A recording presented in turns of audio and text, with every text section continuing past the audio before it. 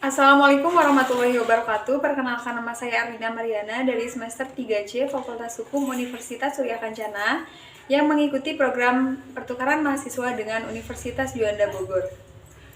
Di sini saya akan mereview mata kuliah Hukum Perdata oleh dosen Bapak Haji Sudiman Siwatang SHMH pada pertemuan pertama dan kedua. Pada pertemuan pertama membahas mengenai kontrak belajar dan perkenalan. Sedangkan pada pertemuan kedua membahas mengenai sejarah dan pengertian hukum perdata. Secara singkat, bahwa hukum perdata yang saat ini berlaku di Indonesia tidak lepas dari sejarah hukum perdata Eropa.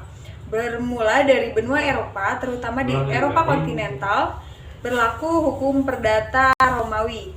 Di samping adanya hukum tertulis dan hukum kebiasaan setempat. Diterimanya hukum perdata Romawi pada waktu Eropa. Oleh karena itu, keadaan hukum di Eropa kacau balau, di mana tiap-tiap daerah selain mempunyai peraturan-peraturan sendiri, juga peraturan setiap daerah itu berbeda-beda.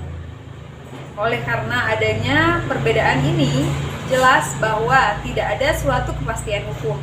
Akibat ketidakpuasan sehingga orang mencari jalan ke arah adanya kepastian hukum, kesatuan dan keseragaman hukum.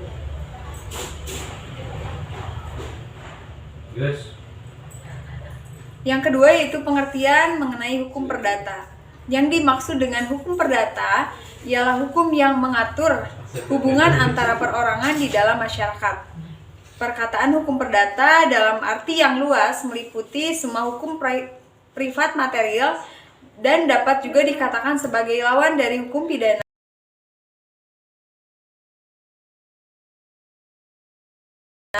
Ada juga yang menggunakan dengan perkataan hukum sipil, tapi karena perkataan sipil juga digunakan sebagai lawan dari militer, maka yang lebih umum digunakan nama hukum perdata saja untuk segenap peraturan hukum privat material atau hukum pidana perdata material.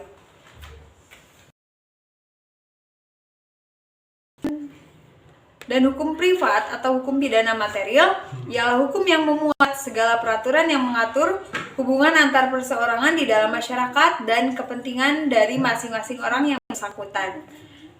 Dalam arti bahwa di dalamnya terkandung hak dan kewajiban seseorang dengan suatu pihak secara timbal balik dalam hubungannya terhadap orang lain di dalam suatu masyarakat tertentu. Nah, di samping hukum privat material juga dikenal hukum perdata formil yang lebih dikenal sekarang yaitu